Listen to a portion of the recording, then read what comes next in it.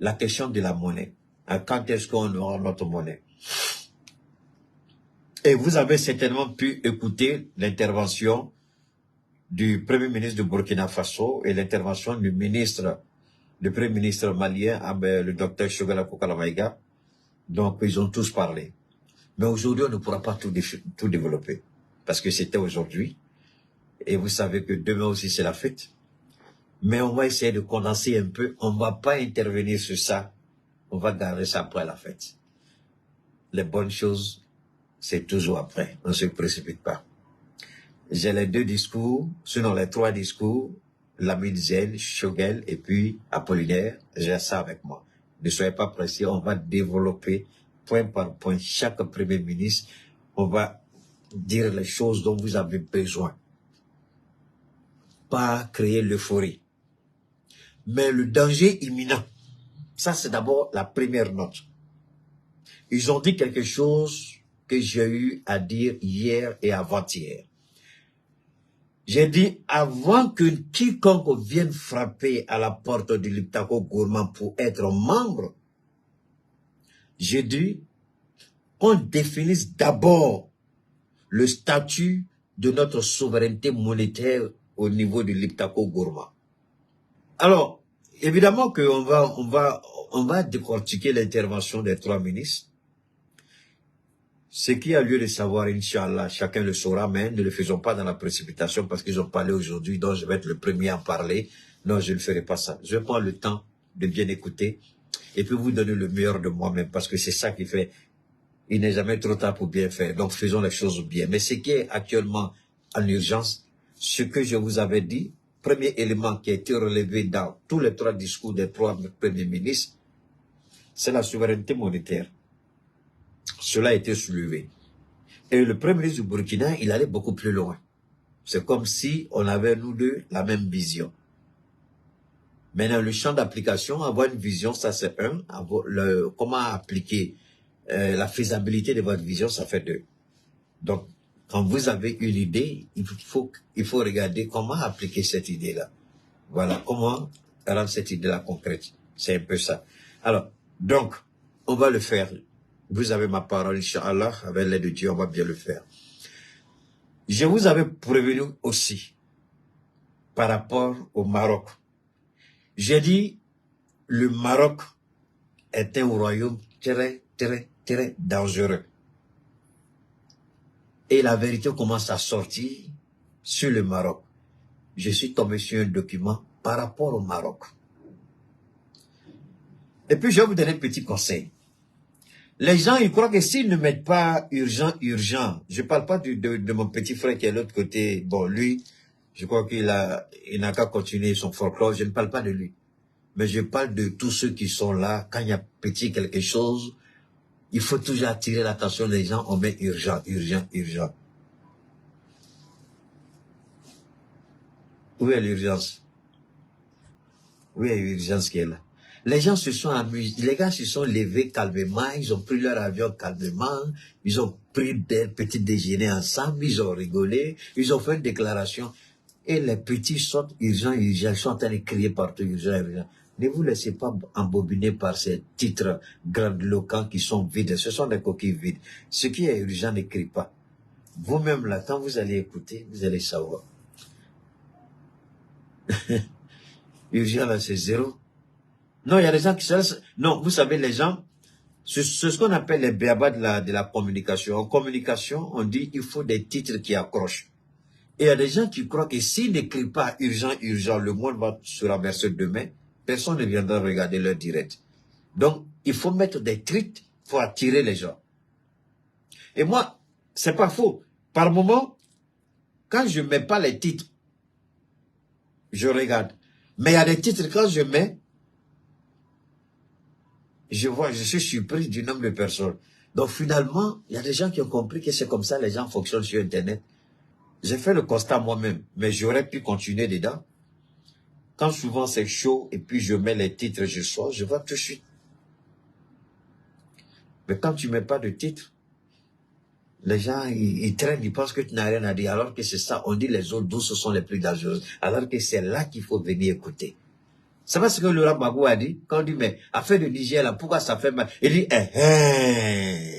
Le gars dit, même sur le peu, il dit, Il dit, moi, je sais pas. Mais c'est là qu'il faut aller chercher. Vous êtes, bon, si c'est la sensation ici, là, c'est pas la place des sensations. Ceux qui cherchent la sensation, ce n'est pas ici. Voilà. Nous, on est là pour dire la vérité, on n'est pas là pour créer la sensation. Alors, donc, je voudrais dire à mon jeune frère que, d'abord, l'intervention des 3 premiers ministres aujourd'hui au Niger a apporté une réponse à sa préoccupation, le jeune conscient. Deuxièmement, quand nous disons que la monnaie est déjà là, je crois que si le jeune conscient a accepté de partager moi mes publications, c'est parce qu'il a vu à moi une certaine crédibilité. Et si je lui dis qu'on aura notre monnaie, si je lui dis que la monnaie est pratiquement finie, si je lui dis que c'est une question de temps, si je lui dis que le cordon qui nous maintenait dans la captivité appelé le franc CFA est déjà coupé, qu'il croit, qu'il ne croit pas, ça n'engage que lui. Mais c'est ma crédibilité qui est engagée. Je peux lui donner une assurance dès aujourd'hui qu'il reste tranquille. Cette affaire de monnaie-là, nos chefs d'État sont plus consciencieux que nous. Et ils ont accepté de mettre leur vie dans la balance. C'est-à-dire, ils ont décidé de mettre leur vie en jeu. Parce que l'Occident a horreur d'une seule chose, toucher à ce qui fait sa gloire.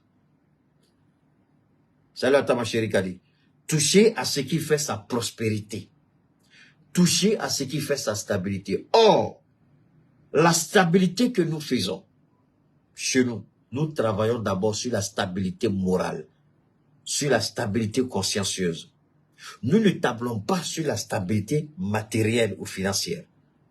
Parce que le jour où il y aura instabilité matérielle ou financière, le pays va nyangami. Mais quand vous avez une stabilité psychologique, une stabilité consciente, même si c'est chaud, le peuple comprend. Et aujourd'hui, c'est cette stabilité-là qu'on est en train de construire dans l'endurance, dans la résilience, dans la volonté, dans la détermination, dans l'engagement, dans le patriotisme dont nous sommes en train de construire cette stabilité-là d'abord. On construit une stabilité sans francs, sans 0 francs, sans 5 francs, sans moraux, comme on dit en Côte d'Ivoire. On est en train de construire une stabilité sans 1 centime. La différence avec l'Occident, c'est ça qui fait peur. Pour que eux, il y ait stabilité chez eux, ils ont créé une société de consommation, une société basée sur le matériel.